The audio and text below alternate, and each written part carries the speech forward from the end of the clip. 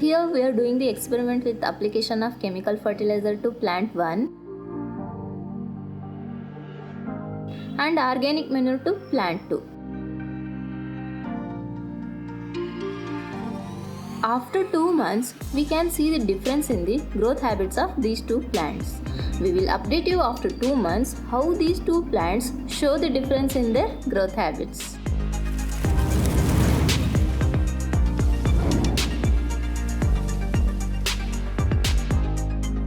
Hi everyone, welcome to Trust Basket. I am Kirti. In our gardening episodes, we will educate you from the basics to master level, from the beginning of the plant growth to harvesting and storing of the produce.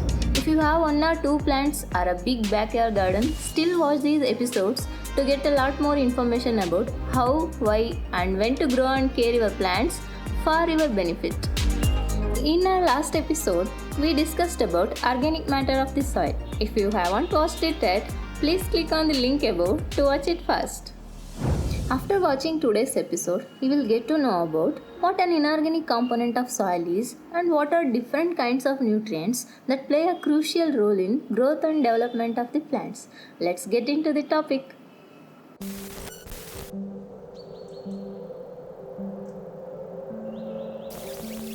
Observe this plant. We applied chemical fertilizer for it.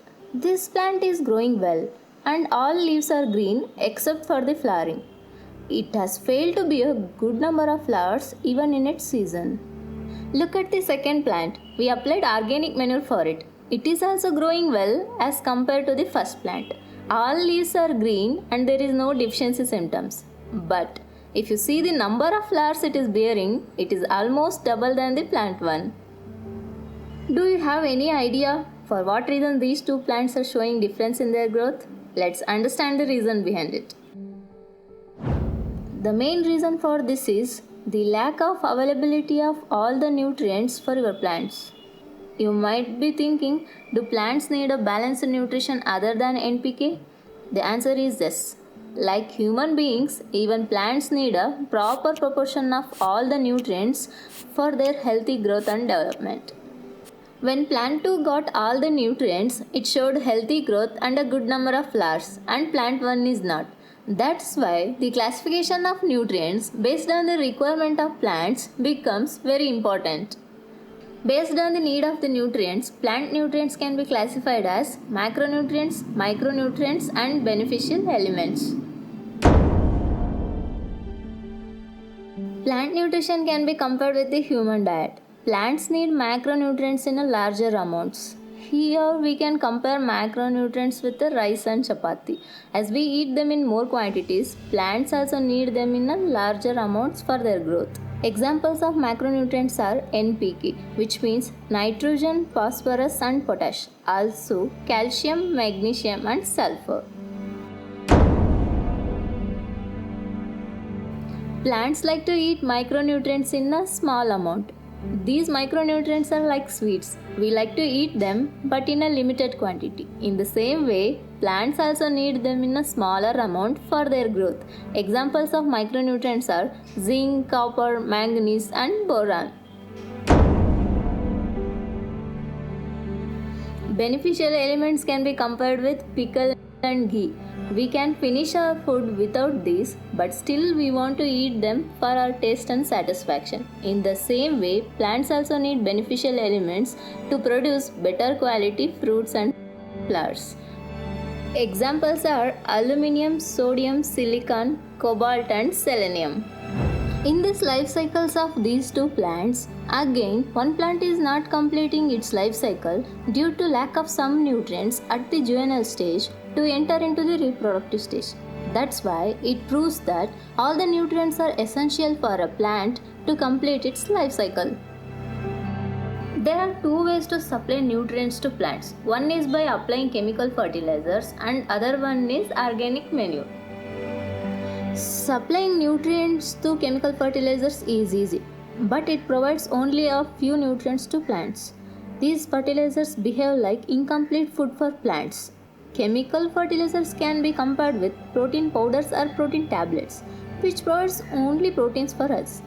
But for better health and survival, we want all the nutrients which are essential for our growth, like carbohydrates, proteins, and lipids. We want all these nutrients, and we will get these nutrients by eating complete food like vegetables, fruits, pulses, milk, and meat. So, chemical fertilizers are not the complete food which provides all the nutrients for your plants. And one more important thing is, when you add chemical fertilizer to soil, it kills all the healthy microorganisms present in the soil and makes your soil dead. So instead of chemical fertilizers, another way to give nutrients for your plants is organic manures or organic fertilizers. These organic manures act like a complete food for your plants, and they contain all the essential nutrients which are required for plants' growth and development. And another drawback of chemical fertilizers is applying it too much may harm your plant, like a protein shake or some nutrient tablet. If you take them in excess, it may affect your health. In the same way, these chemical fertilizers will harm your plant if you apply them in more quantity. The solution for this is to go for organic manures. If you apply organic manures in excess amount, it won't harm your plants. Like if you eat vegetables and fruits in the excess amount, it won't hurt your health. And the same way for plants also. Therefore, organic compost is the best manure for your plants. They absorb only the required quantity from the media, and excess will be stored in the container, and plants will utilize it later. The best way to supply almost all the nutrients which are required for a plant to complete its life cycle is to apply organic manures and vermicompost. The organic manures in a farm is prepared in the same way as it is prepared in its natural habitat like forest. The soil which is present in a forest will be having almost all the nutrients which are required for plant growth and development. So in the farm, we will try to mimic the natural habitat and produce the wholesome food which is very important for plants' growth. So before planting, make sure to mix some organic manure with soil, which increases the fertility status and nutrient availability of your soil, and also introduces millions of microbes into your soil, which makes it alive. Inorganic matter of the soil refers to all the nutrients present in the soil. Ideal and healthy soil is one that contains both organic matter and a good amount of nutrients, and also with the proper proportion of soil air and soil water. When you think of growing plants, make sure the soil which you are using contains all these components, like organic matter means bio-waste, inorganic matter means nutrients like NPK, calcium, magnesium, sulfur and other nutrients, soil air and soil water. I hope you have understood about different kinds of nutrients present in healthy and fertile soil, and how they take an important role in the growth and development of plants.